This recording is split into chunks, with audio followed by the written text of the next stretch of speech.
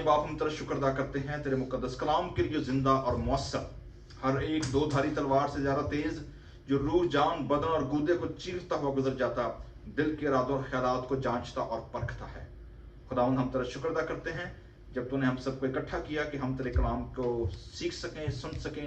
मिन्नत करते हैं अपने रूह कुद्स के वसीले से जो हमारा उस्ताद और मददगार है, अपने कलाम को हमारे लिए खोल, हमारी रूहानी, हमारी अकली और हमारी खुदावंद ज़हनी आंखें खोल, हमारी शऊरी आंखें खोल कि हम तेरे बेटे यीशु को जान सकें।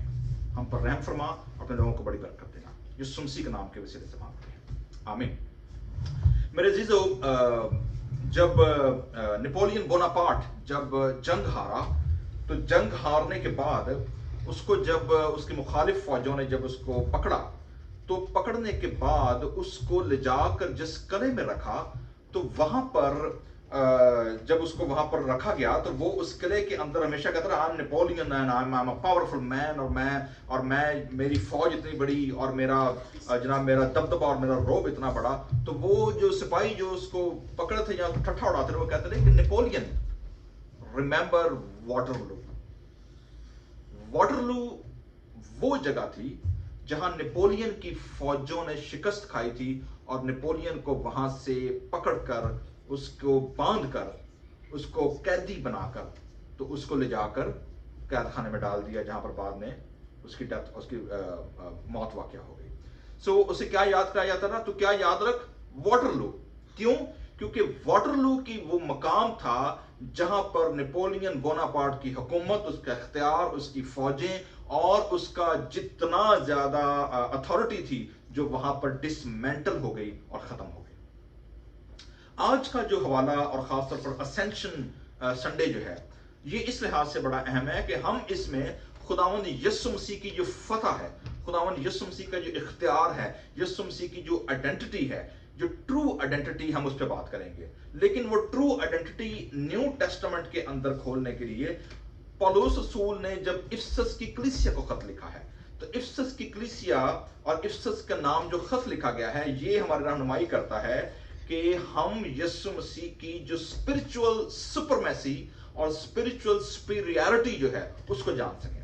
देखें, जमीन पर यीशु मसीह की जो खिदमत थी वो तो हम जानते हैं। आपको याद होगा, खुदावंद यीशु मसीह जब ग्रासीनियों के इलाके में पहुंचे हैं, तो ग्रासीनियों के इलाके में जिसमें पूरा लश्कर था, वो जो लश्कर जो बदरूहें थी, उन्होंने यीशु मसीह को देखते क्या बोला था कि भाई तू हमें वक्त से पहले अजाब में डालने के लिए आ गया है। मैंने कहा हम जानते हैं तू कौन है, तू खुदा का कुद्दूस है। तो पहली चीज हमें ये जाननी चाहिए कि यीशु मसीह की जो स्पिरिचुअल इनविजिबल वर्ल्ड के अंदर जो अथॉरिटी थी, वो जो तासीरें थी, बदरूहें थी, तारीकी के हाकम थे, शरारत की रूहानी फौजें थी, जो गिराए गए फरिश्ते थे, एवरीबडी नोज कि यीशु मसीह कौन है। अगर नहीं जानते थे तो सिर्फ जमीन के लोग, इंसान जो थे, वो नहीं पहचान पाए कि वो कौन था। इनविजिबल वर्ल्ड पूरी की पूरी जानती थी ये कौन है।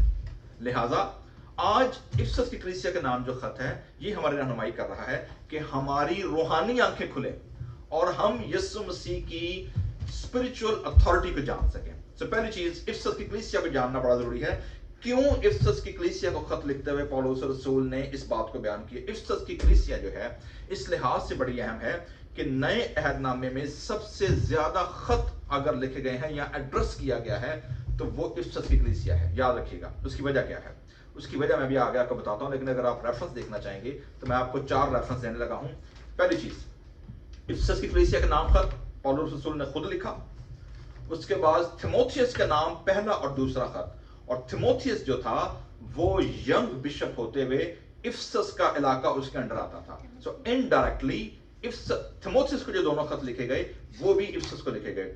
और फिर मुकाशफा की किताब के अंदर दूसरा बाब जो है, सबसे पहला खत जो यीशु मसीह ने 7 कलीसियाओं को लिखवाए, सबसे पहला खत जो है वो इफिसस की कलीसिया को लिखा गया। इंटरेस्टिंगली आप देखेंगे कि जब आपने किसी को एड्रेस करना होता है, किसी इशू को डील करना होता है, सबसे पहले आप किसको डील करते हैं? जो सबसे क्या होता है इंपॉर्टेंट, जो सबसे ज्यादा एसेंशियल होता है, उसको आप डील करते हैं। तो यीशु मसीह ने जब 7 कलीसियाओं को खत लिखे, तो सबसे टॉप लिस्ट पर जो सबसे कलीसिया थी वो कौन सी थी?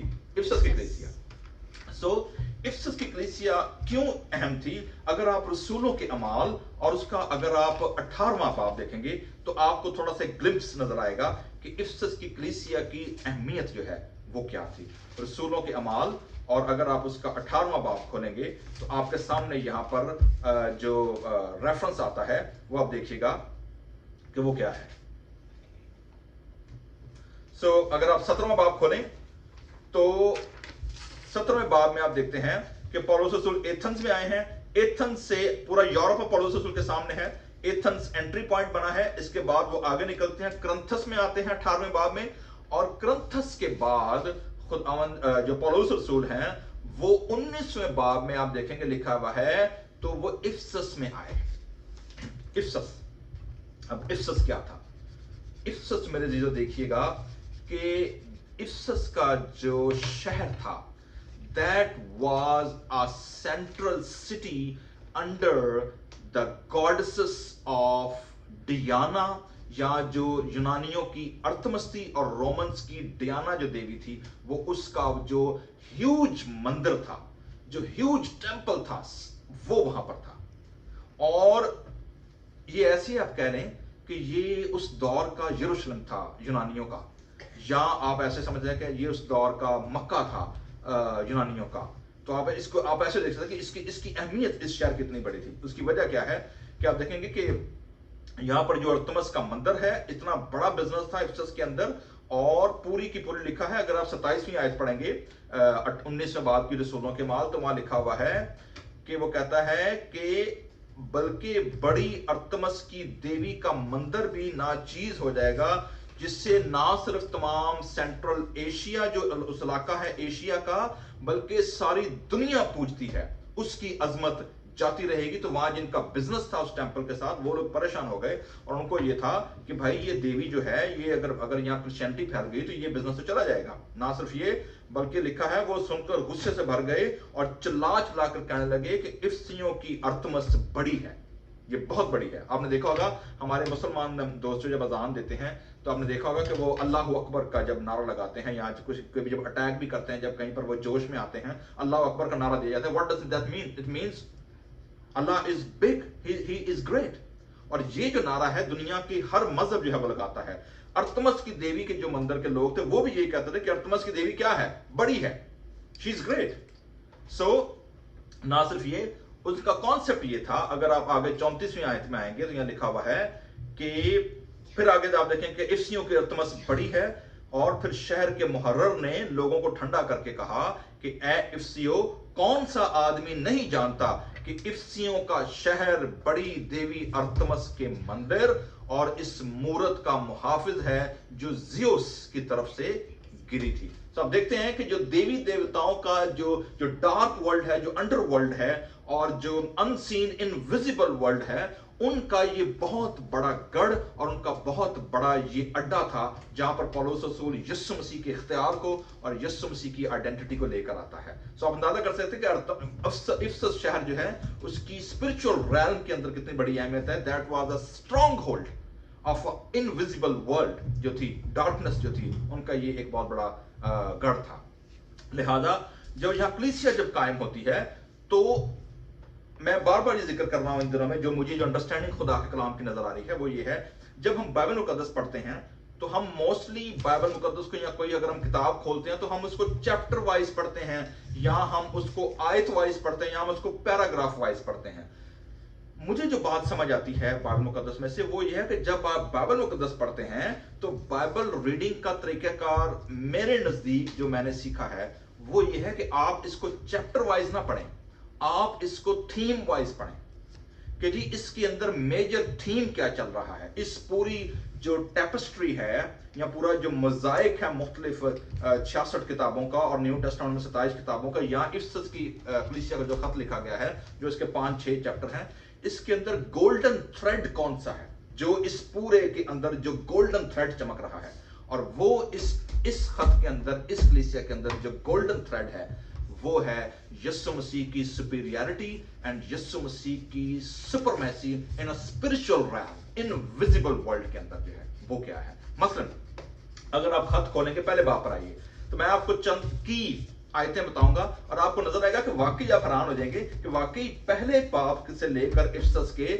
छठे बाब तक ये तो पूरे का पूरा थीम जो है ये वाकई इसी तरीके से चल रहा है। सो पौलुस रसूल किस मेजर थीम को, इफसस की जो इनविजिबल डार्क वर्ल्ड का जो गढ़ है उस दौर के अंदर, पौलुस रसूल कलीसिया को क्या बताना चाहते हैं। और आज मैं और आप जब हम इफसस की कलीसिया के खत को पढ़ते हैं तो 21st सेंचुरी में इसकी मेरे और आपके लिए as a church, as a believer होते हुए क्या अहमियत है। सो पहले बाब की अगर आप तीसरी आयत पढ़ें तो क्या लिखा है, सुनिएगा। हमारे खुदावन यीशु मसीह के खुदा और बाप की हमद हो जिसने हमको मसीह में, कहां पर जी, जमीन की बात नहीं हो रही, कहां की हो रही है, आसमानी मकामों पर हर तरह की कौन सी बरकत, रूहानी बरकत। ओके जी। सो आपने देखा जी कि दो चीजें यहां क्लियर है खत के बिल्कुल आगाज में। क्या चीज, पौलुस रसूल इफसस के कलीसिया को दो चीजों की तरफ इशारा कर रहे हैं। एक तो कहां पर, आसमान, heavenly authorities. Number 2 spiritual RAM, रूहानी आंखें, रूहानी बरकत क्या है। ठीक है जी, ओके। उसके बाद इसमें एक और जो मेजर थीम चलेगा वो ये चलेगा कि बनाए आलम से पेशतर प्री क्रिएशन एरा कौन सा है। ठीक है, हेवनली रैम के अंदर जो कॉस्मिक पावर्स हैं वो बनाए आलम से पेशतर। तो पहली चीज आपने क्या देखी है जी, लोकेशन। ठीक है, लोकेशन क्या है, हेवनली रैम।